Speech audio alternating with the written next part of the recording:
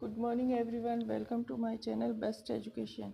आज best education में हम सिनोनिम्स के बारे में जानेंगे। सिनोनिम्स क्या होते हैं ये पढ़ेंगे। पहले हमने इससे पहले वीडियो में होमोनिम्स के बारे में जाना। होमोनिम्स जैसे क्या होते हैं, उनका उच्चारण एक ही होता है वर्ड का और उनके मीनिंग अलग अलग होते हैं, यानी प्रोनाउंसिएशन एक ही होता है लेकिन उनका जो मीनिंग होता है, अर्थ, वो अलग अलग होता है। ऐसे ही अब हम सिनोनिम्स पढ़ेंगे। सिनोनिम्स क्या होते हैं? पर्यायवाची शब्द होते हैं। पर्यायवाची शब्द होते हैं जिनके क्या कहते हैं, वर्ड अलग अलग होते हैं लेकिन मीनिंग एक ही होता है। तो चलिए शुरू करते हैं हम सिनोनिम।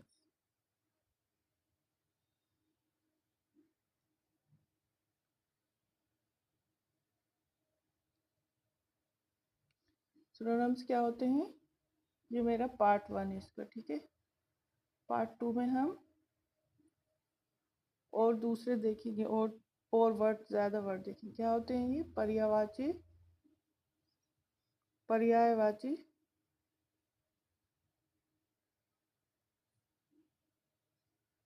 पर्यायवाची शब्द। तो उम्मीद करती हूँ आपके समझ में आएंगे अच्छे से। तो इसकी डेफिनेशन देख लेते हैं। जो शब्द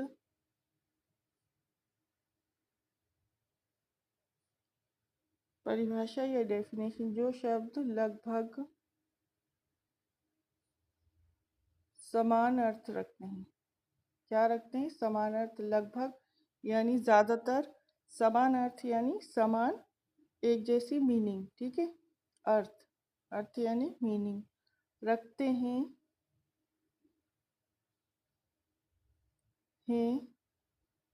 उन्हें हम क्या कहते हैं? उन्हें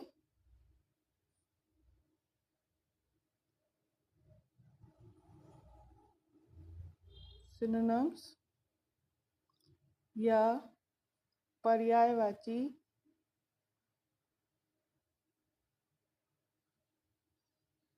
शब्द कहते हैं। अगर आपको मेरी वीडियोस पसंद में आ रही हैं पढ़ाने की, तो प्लीज़ मेरे चैनल को सब्सक्राइब कीजिए, लाइक कीजिए और शेयर कीजिए। सब्सक्राइब ज़रूर कर दिए, सब लोग देख तो रहे हैं लेकिन सब्सक्राइब ज़्यादातर लोग कम कर रहे हैं। कर तो रहे हैं बहुत अच्छे से, पर कम कर रहे हैं। तो प्लीज़ सब्सक्राइब भी करिए। जो जो मेरे वीडियो को देख रहे हैं प्लीज़ सब्सक्राइब करिए, ताकि मैं और फिर मैथ्स की और हिंदी व्याकरण की भी वीडियोस ला सकूं। तो चलिए देख लेते हैं हम। शब्द का अर्थ होता है, क्या होते हैं? सिनोनिम्स यानी पर्यायवाची शब्द। शब्द यानी वर्ड, ठीक है। दूसरा इधर हम देख लेते हैं पर्यायवाची शब्द।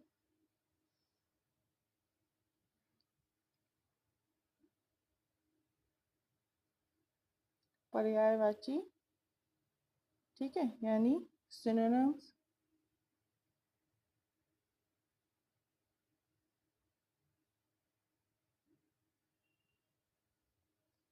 और लास्ट में हो जाएगा इसका अर्थ। अर्थ यानी मीनिंग।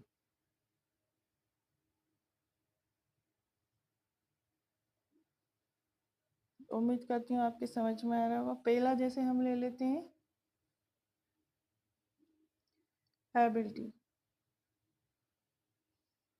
एबिलिटी, ठीक है। एबिलिटी, अब यहाँ पे हम पर्यायवाची शब्द में क्या ले लेते हैं? बिल्कुल ऐसा ही, कैपेसिटी,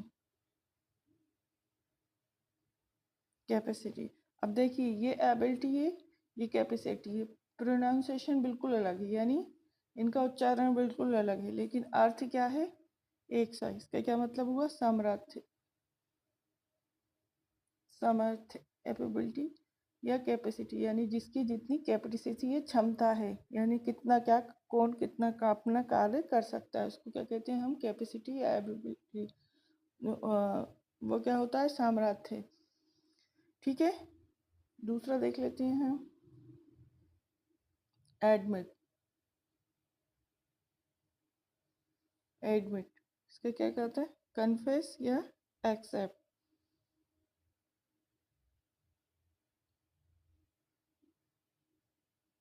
कन्फेस या एक्सेप्ट।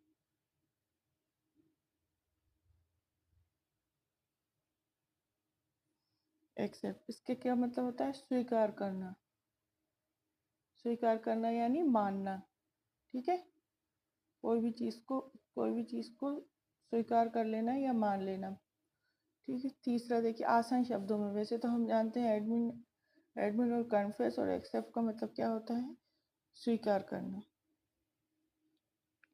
थर्ड देख लेते हैं, फोर्थ देख लेते, थर्ड देख लेते हैं पहले हम। थर्ड क्या? अलाउ, और ये परमिट। देखिए वर्ड अलग अलग हैं लेकिन जो इनका मीनिंग है ना वो एक ही है। क्या है इसका मतलब? स्वीकृति देना। ये होता है स्वीकार करना, ये स्वीकृति देना। यानी कोई भी काम को अलाउ करना कि आप हाँ ये काम, ये वर्क कर सकते हैं। अब फोर्थ देखिए, एंशियंट।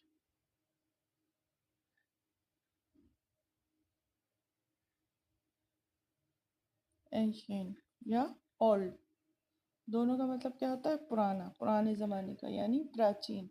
प्राचीन मतलब पुराना। ठीक है, पुराने ज़माने का।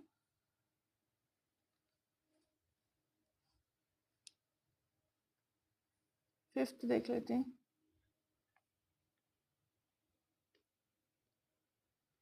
अनाउंस।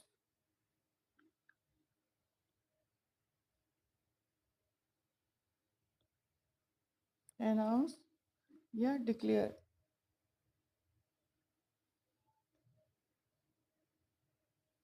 अनाउंस करना या डिक्लेयर करना यानी घोषित करना, यानी बताना। ये घोषित कर दिया हमने कि ये काम आज से होना है। ठीक है, डिक्लेयर कर देना, करना। आंसर,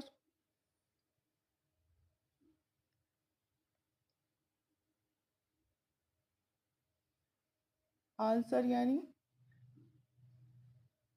जानते ही हम, आंसर यानी जवाब देना। रिप्लाई, रिप्लाई यानी भी होता है जवाब देना, यानी उत्तर देना। हिंदी, शुद्ध हिंदी में लिखे तो हम उत्तर देना। ठीक है, 7 देख लेते हैं हम,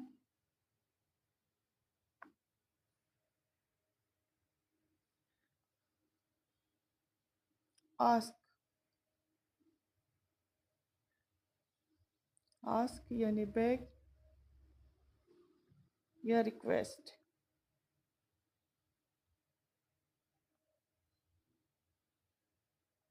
ये दोनों वर्ड हमें जब एप्लीकेशन लिखते हैं, जब लिखते हैं ना, यानी पूछना या मांगना। पूछना या मांगना। देखिए आस्क यानी पूछना, बेग या रिक्वेस्ट यानी भी पूछना या मांगना होता है। ठीक है,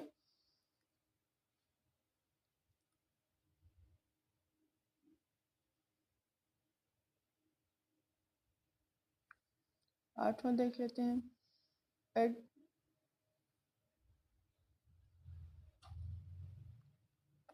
यानी हेल्प।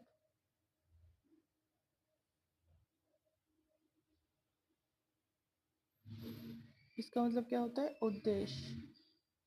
दोनों का मतलब क्या होता है? उद्देश्य। 9 देख लेते हैं हम, एडमायर।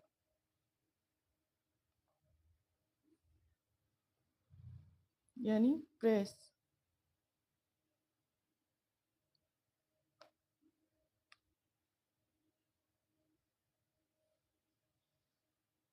यानी प्रशंसा करना। प्रशंसा करना यानी तारीफ करना।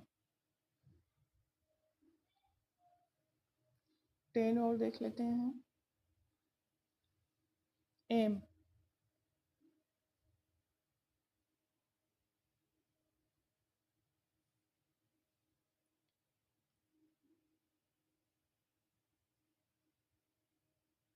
एम यानी परपोज।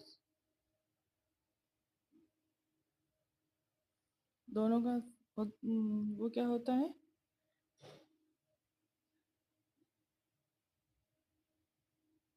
उद्देश्य।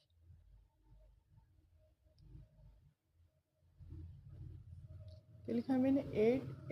Add help. हेल्प का मतलब होता है मदद, ठीक है, मदद या सहायता करना होता है, सहायता। ज़्यादा हम हिंदी में देखें तो सहायता। और एम या पर्पस का मतलब होता है उद्देश्य, ठीक है, मीनिंग होता है उद्देश्य। तो उम्मीद करती हूँ आपको समझ में आया होगा कि क्या होता है। अगर आपको इसका स्क्रीनशॉट लेना है तो ले लिए कि सिनोनिम्स क्या होते हैं, यानी सिनोनिम्स क्या होते हैं, यानी पर्यायवाची शब्द। हिंदी में कहें तो पर्यायवाची शब्द। ये जो मैंने पूरी इंग्लिश की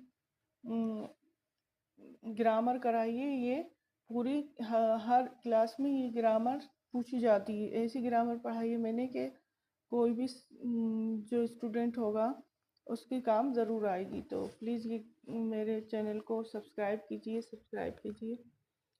चलिए, तो आज के लिए बस इतना ही। अगले चैनल में फिर, अगले वीडियो में फिर मिलेंगे, नेक्स्ट वीडियो में। तब तक के लिए मेरे चैनल को लाइक कीजिए एंड सब्सक्राइब कीजिए। बाय बाय, अल्लाह हाफिज़।